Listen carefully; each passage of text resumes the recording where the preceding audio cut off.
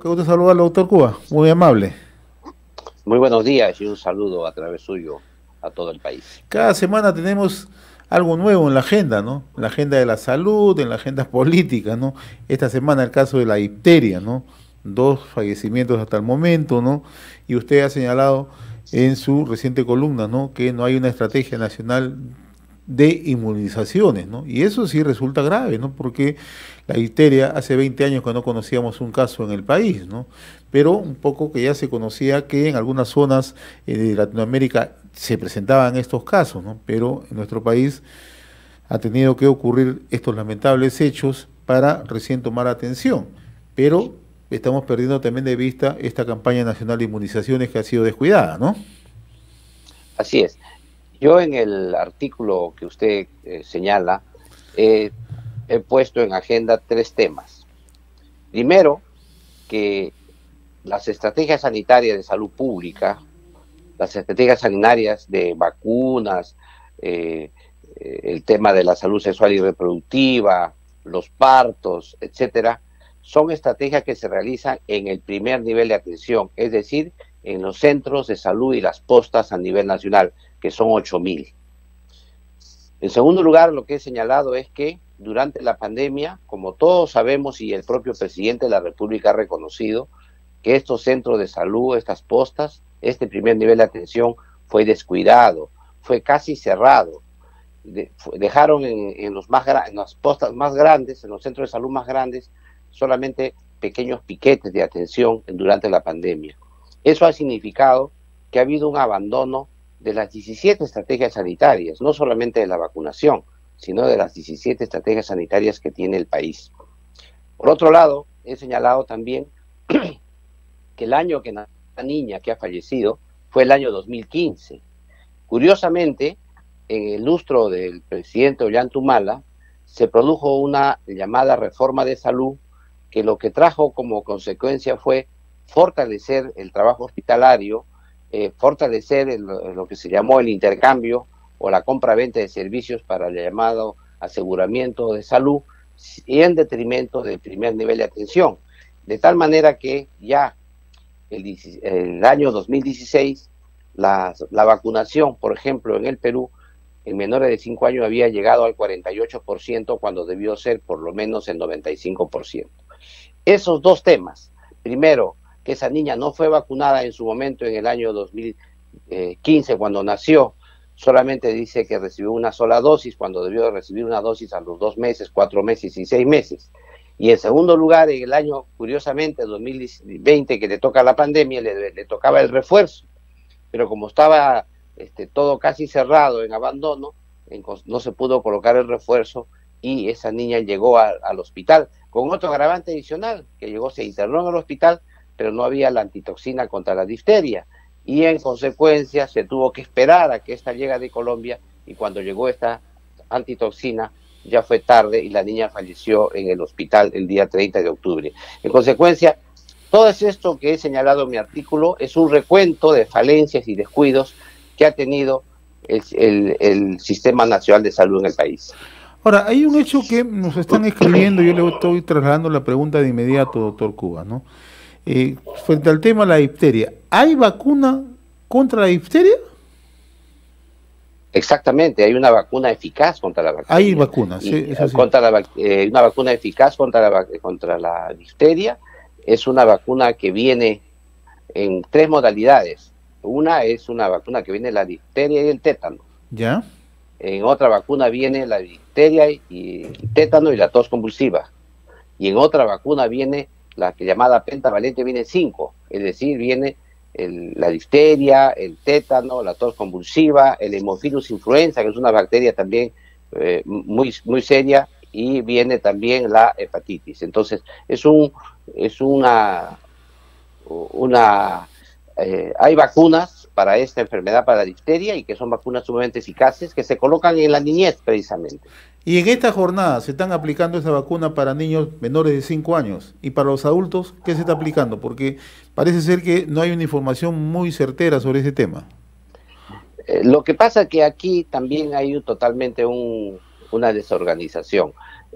Debido a esta reacción que ha tenido el Ministerio de Salud tardía, lo que ha habido es, vamos a vacunar de una vez, y lógicamente la prioridad la tienen los niños menores de 5 años.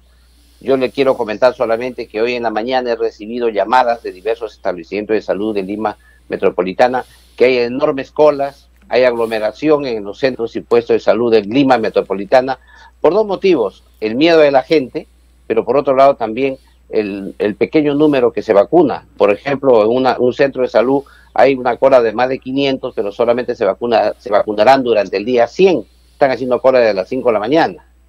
Es evidente que el día de mañana también se va a vacunar, y es probable que esto va a tener que seguir toda la semana. El problema está en que cómo aseguras esa logística, porque la muerte ha generado un pánico, y este pánico no puede ser revertido por el Ministerio de Salud solo con comunicados, tiene que irse con hechos concretos.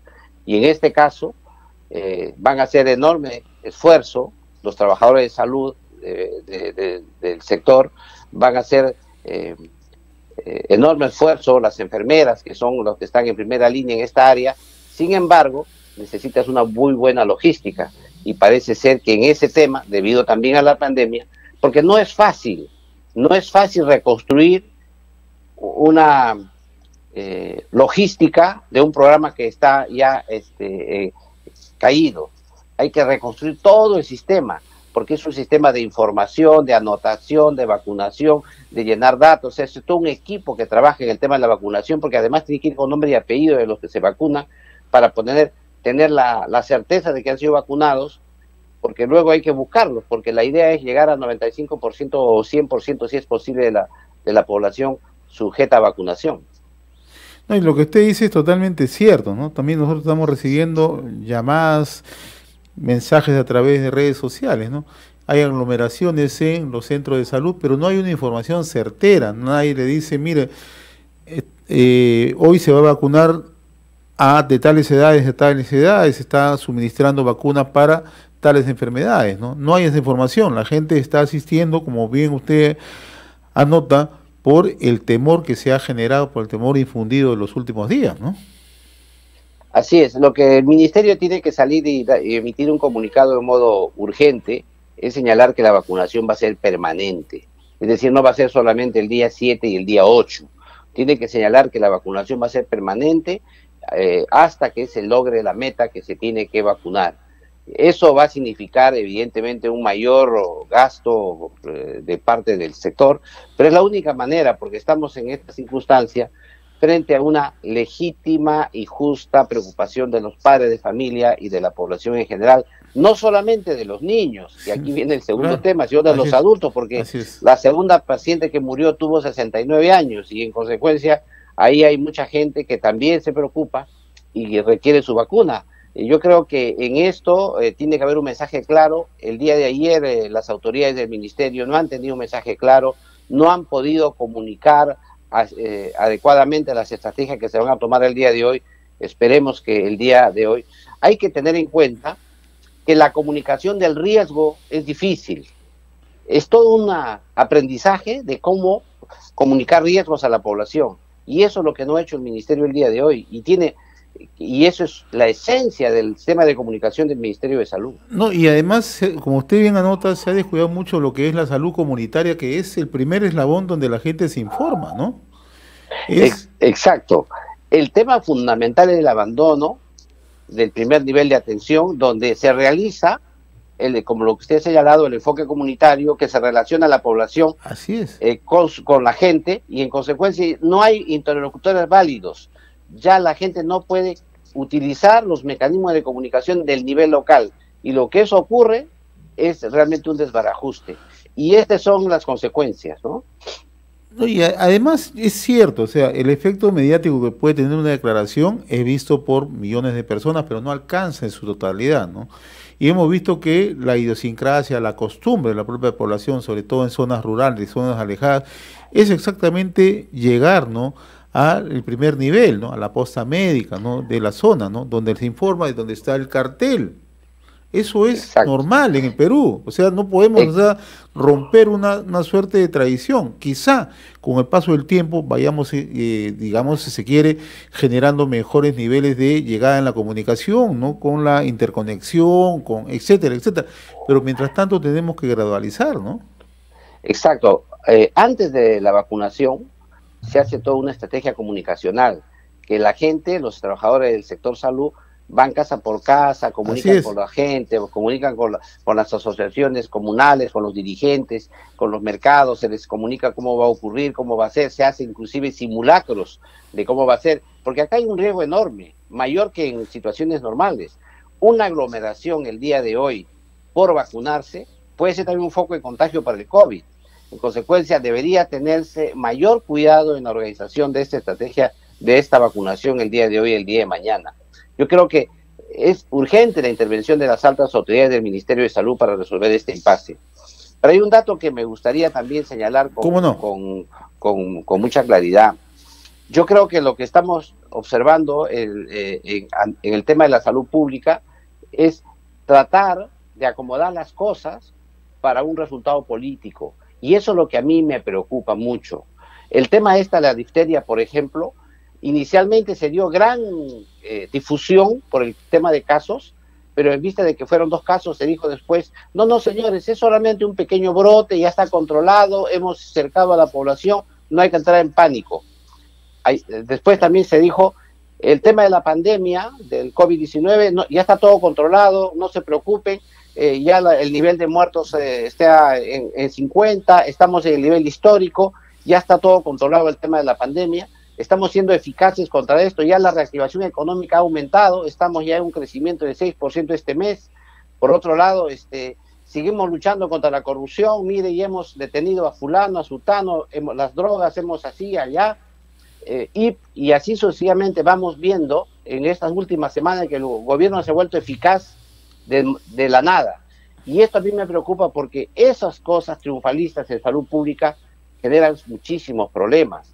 Y hemos visto también cómo en los medios de comunicación han salido durante esta semana, primero, todas las denuncias que han tenido los congresistas, han incidido en 2, 3 congresistas que tienen altos niveles de denuncia. Hemos salido ahora con los partidos, cuáles son los partidos que tienen proceso de lavado de activos. Hemos salido también con detenciones en mañaneras el día de hoy.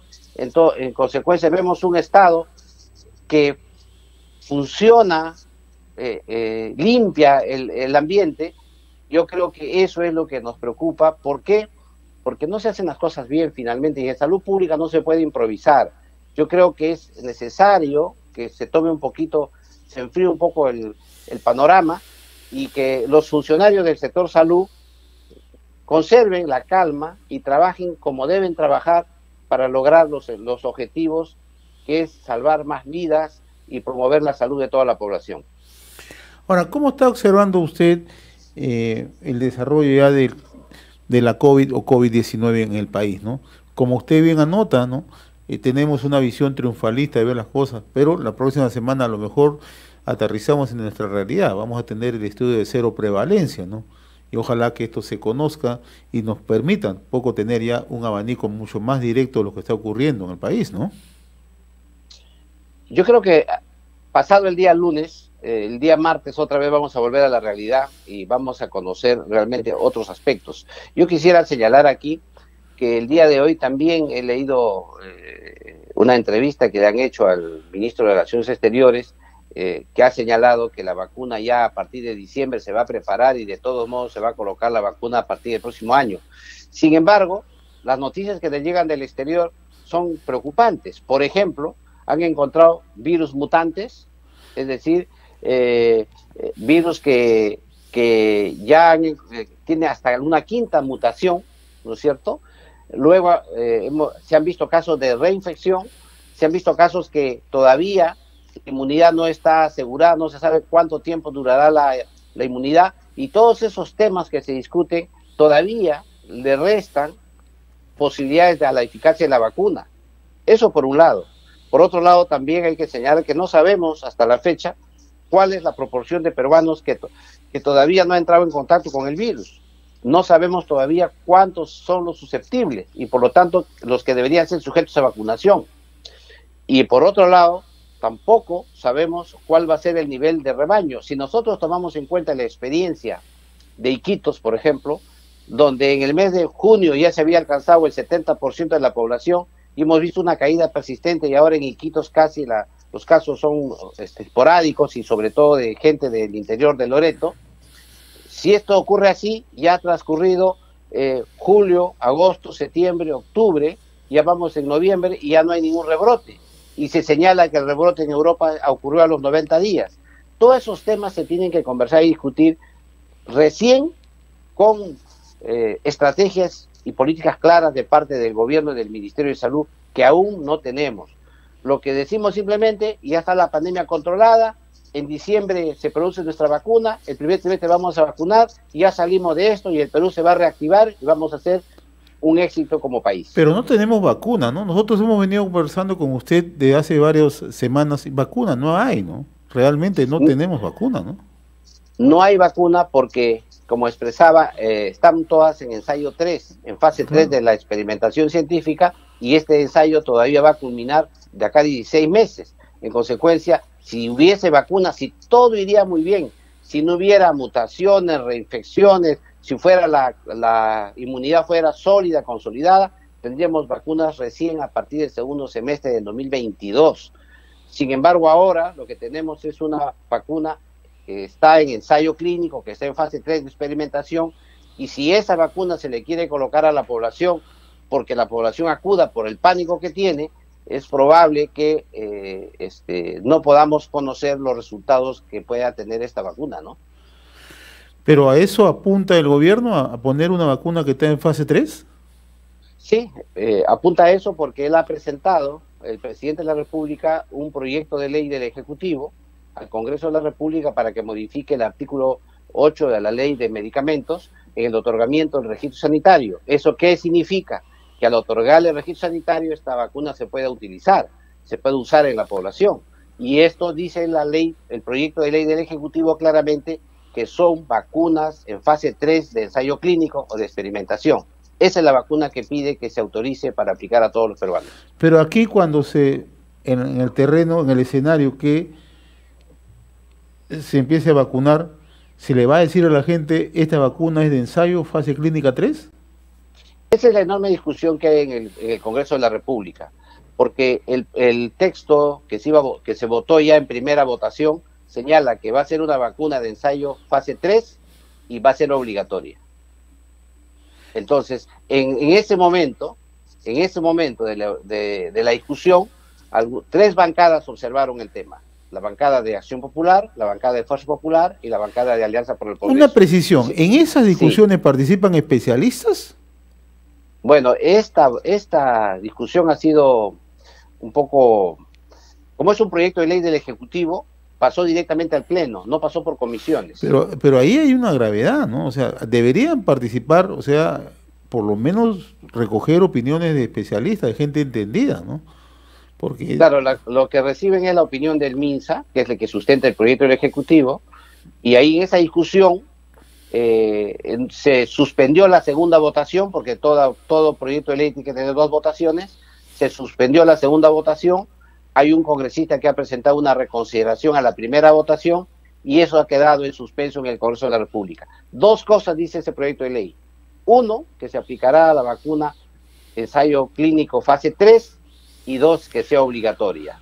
Esa es la discusión y esperamos que el Congreso reflexione y hay tres posibilidades, ¿no? Que el Congreso no archive el proyecto, que no haga nada.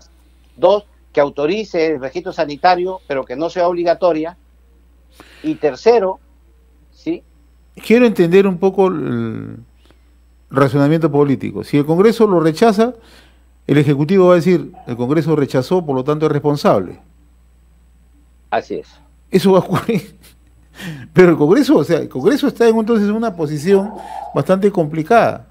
Porque... Está en una situación sumamente complicada, señor periodista, muy complicada, porque si rechaza, le echa culpa al Congreso. Si aprueba, dice que el Congreso fue el que autorizó que la vacuna experimental se use en la población. y que sea obligatoria. Entonces, ahí es el problema, por eso el entrampamiento que tiene que conversar en un texto sustitutorio que sin violar los derechos de los ciudadanos pueda contribuir a que se pueda por lo menos utilizar en las poblaciones de riesgo. Y hay un tema de fondo acá. Hay tres grupos de vacunas en nuestro país. Hay un grupo de vacunas que son obligatorias. Hay otro grupo de vacunas que son para poblaciones en riesgo. Y hay otro grupo de vacunas que son para la población voluntaria, los voluntarios. En el caso de la vacuna obligatoria, son vacunas ya probadas, certificadas, seguras, que se usan para un esquema de vacunación obligatorio que tiene el país. En el caso de las vacunas que son para grupos de riesgo, son, por ejemplo, para los médicos, para los profesionales de la salud, para trabajadores sexuales, etcétera. Y los casos voluntarios son aquellas vacunas que uno utiliza porque necesita protegerse. Ejemplo, se va de viaje, se va a Brasil, se va a la selva, quiere una vacuna contra la fiebre amarilla, se coloca la vacuna, etcétera. Sin embargo, no sabemos todavía por qué motivo el texto sustitutorio del Congreso de la República señalaba que la vacuna debe ser obligatoria, es decir, en el primer grupo, cuando tranquilamente podría encasillar en los demás grupos. Sin embargo, la propia ministra de Salud ha señalado, ya a raíz de este problema en el Congreso de la República, salió a aclarar que la vacuna ella la va a poner como voluntaria. Ahora, ¿hay otro país que tenga que adoptar también este tipo de vacunas o somos nosotros el primer país? Lo que pasa es que los países, cada uno sigue su ruta. Normalmente lo hacen cumpliendo los ensayos clínicos. O sea, sí se vacuna, pero a la gente que acepta voluntariamente como parte de un ensayo clínico. En el caso nuestro, se quiere apurar todo mucho más rápido y se quiere hacer que la gente diga, ya estás en fase 3, la vacuna ya se ve que está bien, no hay efectos, no sé cuánto, ya vacunémonos.